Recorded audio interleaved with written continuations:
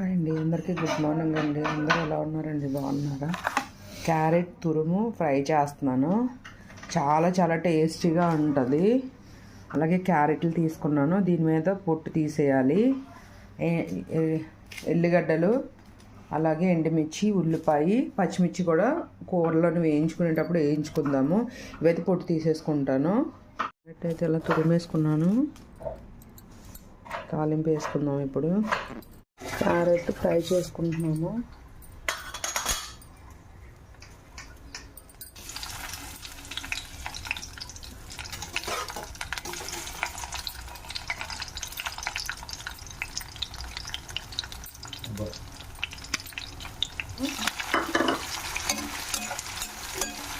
చూడండి క్యారెట్ తురిమేది ఎంత వచ్చిందో.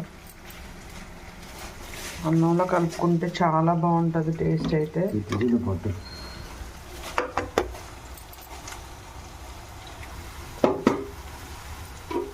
ఉల్లిపాయ వేగింది కదండి, క్యారెట్ తురుము అయితే వేసుకోవాలి. చాలా బాగుంటుంది టేస్ట్, ఒకసారి ట్రై చేయండి క్యారెట్ ఫ్రై. మొత్తం క్యారెట్ తురుము అంతా ఇందులో వేసుకున్నాం అనమాట. మరి హైలో పెట్టుకొని వేయించుకోకూడదు, సిమ్లోనే పెట్టాలి, అప్పుడే బాగా వేగుతుంది.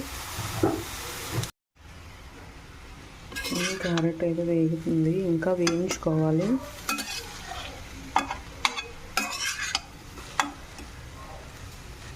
మధ్య మధ్యలో ఇలా కలుపుతూ ఉండాలి.